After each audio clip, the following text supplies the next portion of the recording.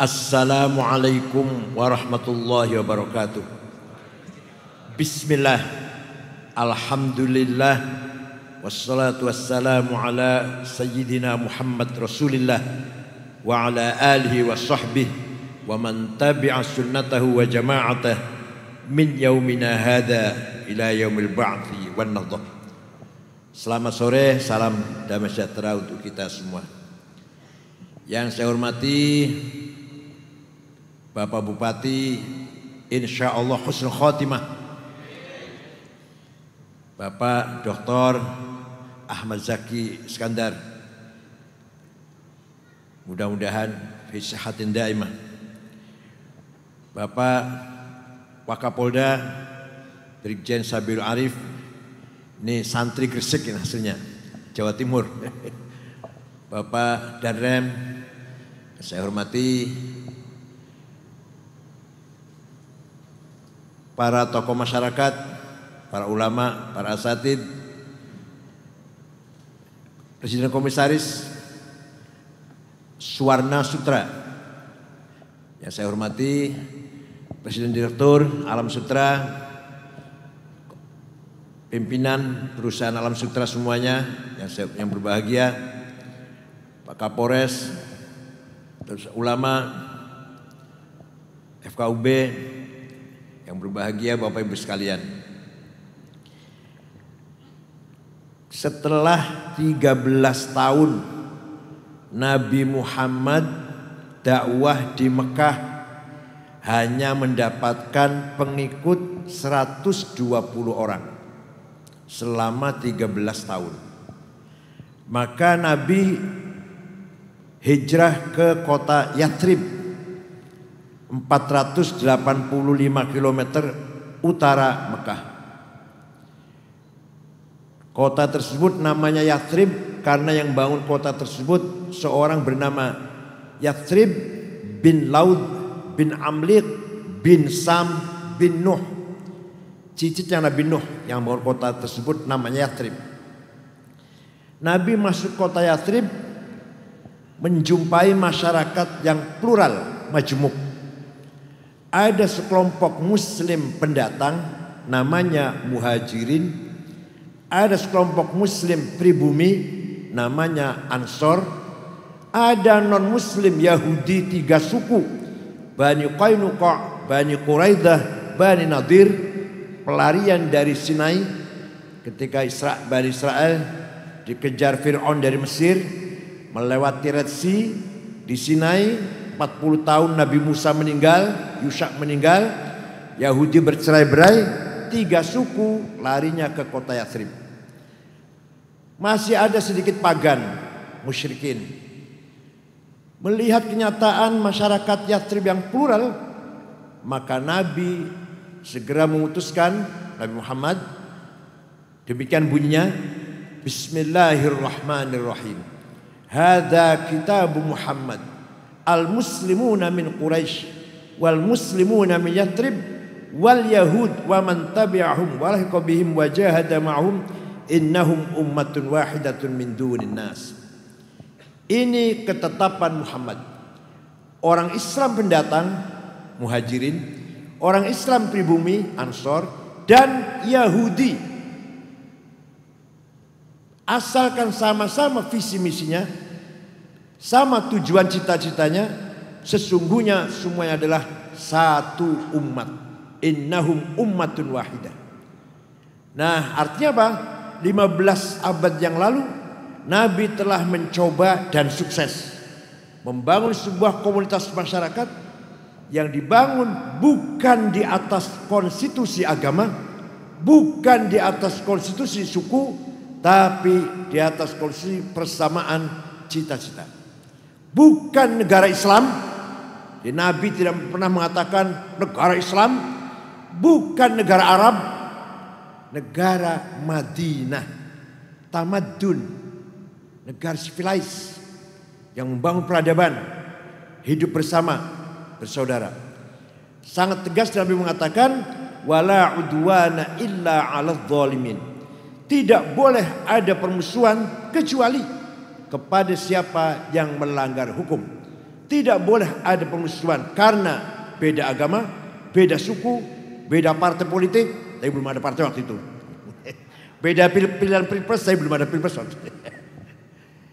Hanya satu yang harus ada kita anggap musuh, mereka siapa saja yang melanggar hukum.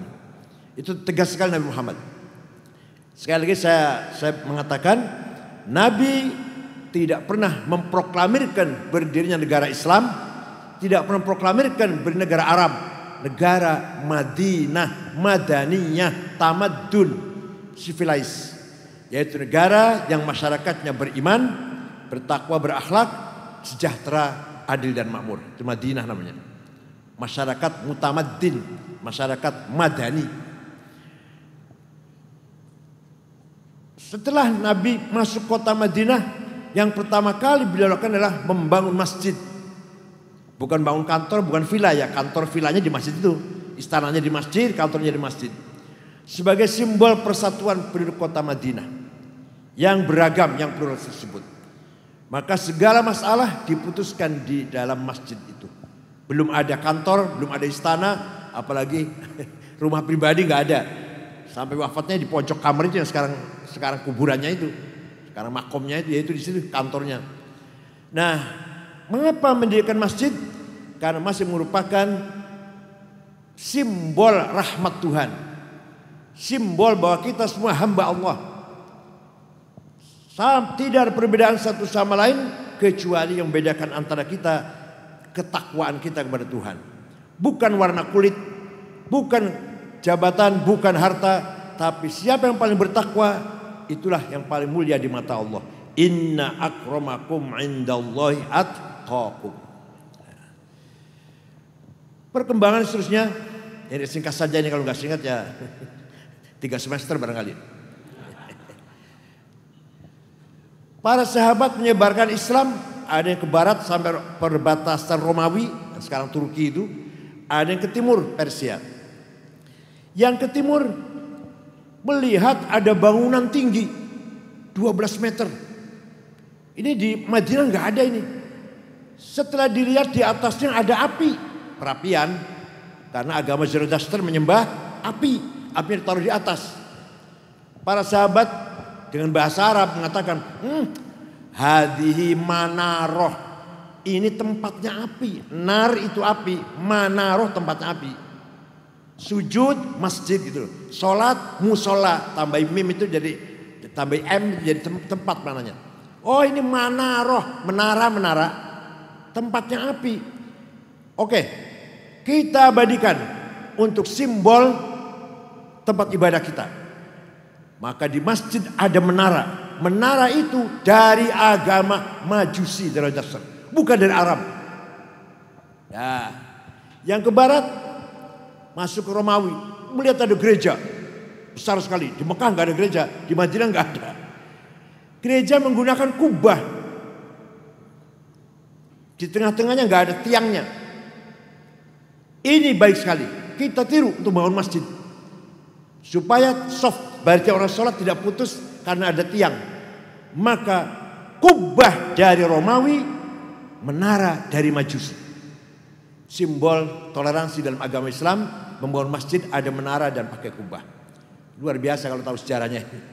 Jadi kata-kata menara itu asalnya manaroh, tempatnya api. Sampai sekarang mana tempat api. Sekarang malah jadi tempatnya adzan, nggak benar itu padahal. Kalau tempatnya adzan bahasa Arabnya ma'dzanah, bukan manaroh, ma'dzanah.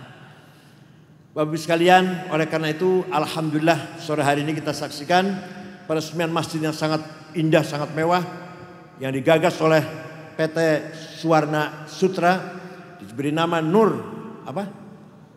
Nur Asmaul Husna, Nur Suwarna Sutra. Jawab pimpinan ya Pak Ibu Lilia dan Pak Maijen Suarsono, ini luar biasa. Mari kita jadikan masjid ini simbol ukhuwah, simbol persaudaraan.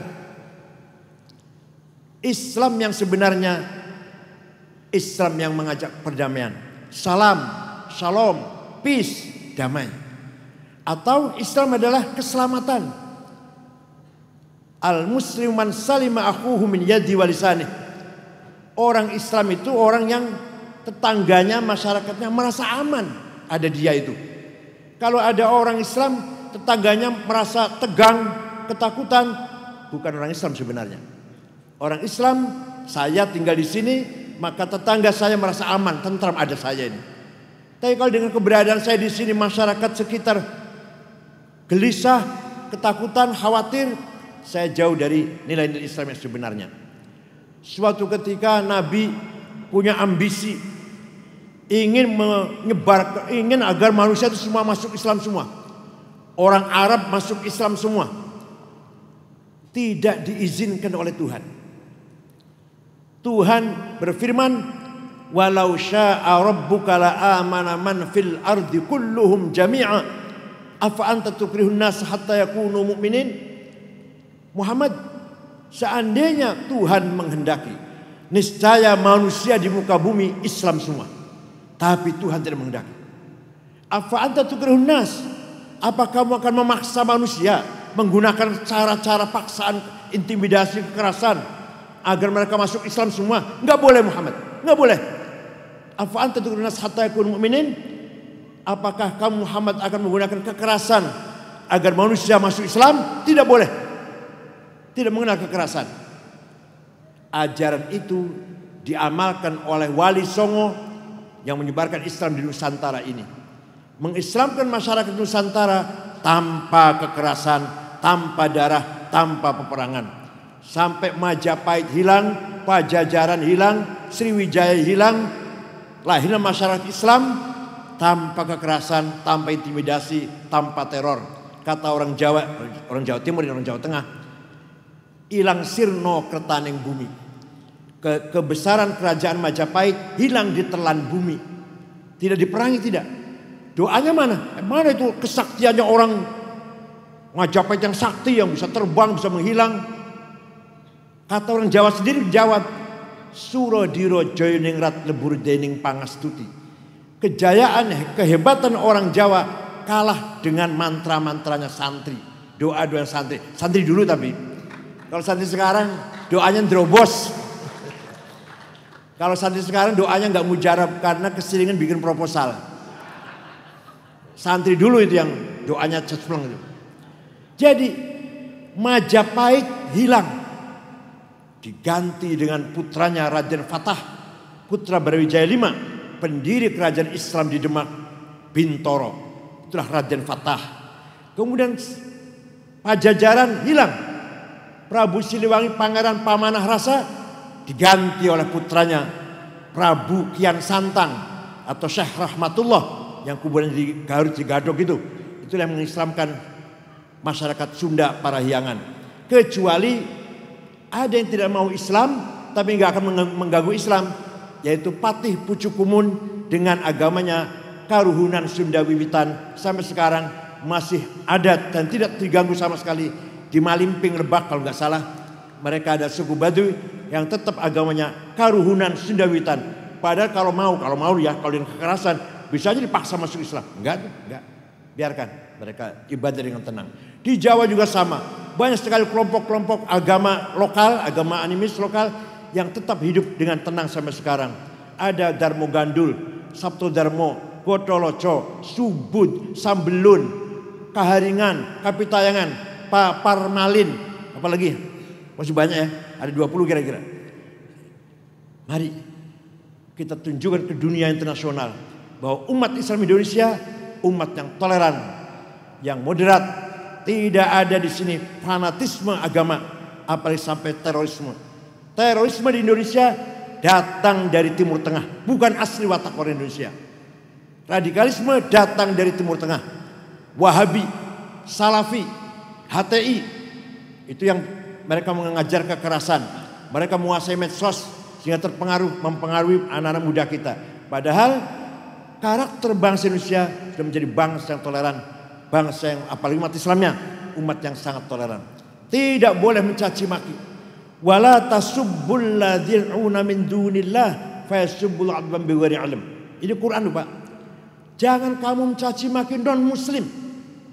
Jangan kamu mencaci maki non muslim.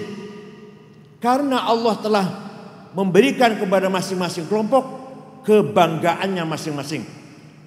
Kami bangga dengan agama kami, mereka bangga dengan agama mereka.